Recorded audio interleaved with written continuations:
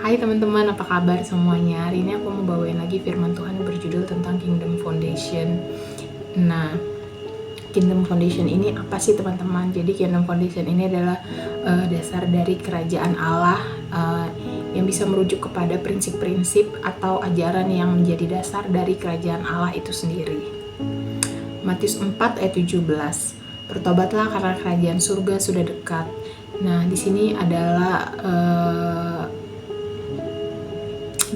adalah firman Tuhan yang pertama kali Yesus khotbahkan pada saat itu, yaitu tentang pertobatan, di mana pertobatan ini bukan hanya untuk orang-orang yang merasa dirinya hidup dalam dosa atau merasa dirinya sudah tidak berguna lagi, tetapi juga untuk orang-orang yang merasa hidupnya benar, teman-teman. Jadi pertobatan ini bukan cuma untuk orang-orang berdosa saja, tetapi untuk seluruh manusia yang ada di dunia ini. Kejadian 1 ayat 26 sampai 28, di sini teman-teman bisa lihat di ayat 26 dan 27 bagaimana Allah menciptakan kita sebagai ciptaan yang serupa dengan gambarnya. Jadi serupa dengan gambarnya di sini adalah identitas yang kita punya. Lalu setelah Allah memberikan identitas kepada kita yang kita punya, Allah memberi kita kuasa untuk memerintah di atas bumi. Nah, memerintah di atas bumi ini punya tujuan. Tujuannya apa, teman-teman? Jadi tujuannya adalah untuk membawa kerajaan Allah dimanapun kita berada, membawa kerajaan Allah ke dunia ini, teman-teman. Nah, ini menjadikan diri kita sebagai representatifnya Tuhan, yaitu menghadirkan Allah dimanapun kita berada. Nah, lalu yang kedua di Matius 9 ayat 35, teman-teman, di sini ada kata Injil, teman-teman. Injil adalah kabar sukacita atau kabar baik, teman-teman. Ketika Yesus ada di dunia ini, dia selalu memberitakan Injil atau memberitakan kabar baik ini pada saat dia berkhotbah, teman-teman. Dan kabar baik ini sangat tidak disukai oleh orang-orang yang ingin hidup seenaknya, karena ini adalah salah satu bagian dari perintah Tuhan untuk hidup manusia. Jadi kalau untuk manusia yang hidupnya atau diri kita yang hidupnya seenaknya aja, maunya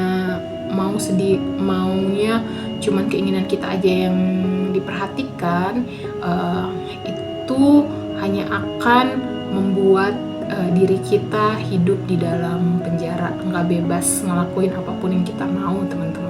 Nah, tetapi teman-teman, untuk orang-orang yang suka dengan kabar sukacita atau kabar baik ini, teman-teman, mereka hidup di dalam kerajaan Allah, yang dimana kita hidup nggak bisa hidup dengan seenaknya atau hidup semaunya. Kita sudah mulai memikirkan bagaimana caranya untuk menyenangkan hati Tuhan, untuk taat dan obey sama Tuhan. 2 Korintus 12 ayat 7-9, di sini adalah kisah seorang Rasul Paulus, teman-teman, di mana Rasul Paulus ini pada saat itu datang kepada Tuhan dan meminta kepada Tuhan untuk mencabut duri dalam dagingnya. Tapi Tuhan tidak lakukan itu, malah Tuhan menjawab bahwa kasih karunia Tuhan aja yang cukup buat dia, karena di dalam kelemahanlah kuasanya Tuhan itu menjadi sempurna, teman-teman. Sama kayak kita ketika kita mengajukan permintaan kepada Tuhan, kepada Allah, Allah tidak mengabulkannya, teman-teman, dan gak semua doa kita Tuhan kabulkan.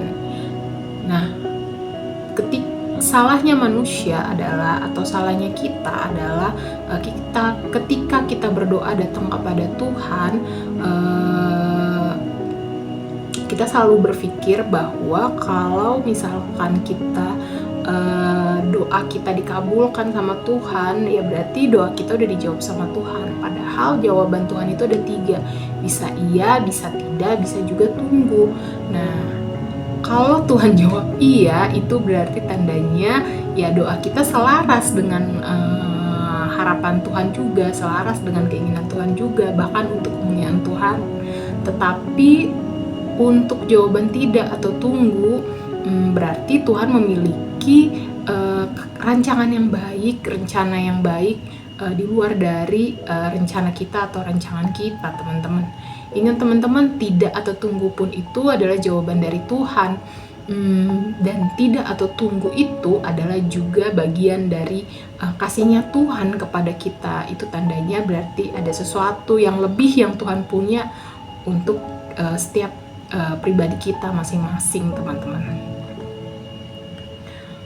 Nah, di sini ada statement dari aku, yaitu percaya hatinya Tuhan. Belakangan ini aku ngerasa bahwa diri aku sendiri lagi mempertanyakan nih Tuhan. Jadi aku mempertanyakan Tuhan, kok satu dari doa aku Tuhan tuh nggak jawab gitu, satu aja gitu, sampai akhirnya itu cukup mempengaruhi pelayanan aku ya. Aku udah mulai kayak hitung-hitungan ke Tuhan, kayak aku udah ngelakuin homeless, udah homses pelayanan di gereja, aku juga udah komsel, aku juga pemuritan, aku juga mulai pelan-pelan taat sama Tuhan, tapi doa yang aku panjatin ke Tuhan satu aja tuh Tuhan kayaknya nggak bisa kabulkan buat aku sendiri gitu. Nah, itu yang membuat aku mulai malas-malasan pelayanan sama Tuhan gitu. Pelayanan sama Tuhan bahkan mempengaruhi doa aku gitu. Dan di situ firman Tuhan yang minggu lalu itu sangat cukup membuat aku hati aku cukup terenyuh ya, karena di sini aku bisa bisa dibilang aku balik lagi untuk aku diingatkan kembali sama Tuhan untuk aku bisa percaya sama hatinya Tuhan, teman-teman. Jadi buat teman-teman di sini yang lagi keadaan yang nggak baik, keadaan yang lagi nggak enak, teman-teman percaya sama hatinya Tuhan, teman-teman. Itu adalah cara untuk kita bisa menjalani hidup ini dengan hati yang penuh dengan percayaan bahwa Tuhan selalu ada buat kita, teman-teman. Aku bawain firman ini juga nggak gampang, teman-teman. Sempat aku tolak waktu Opa suruh aku bawain firman ini biar Opa yang bawa, tapi ya aku coba untuk semampu aku, teman-teman gitu. Nah, ini ada points to pondernya, teman-teman.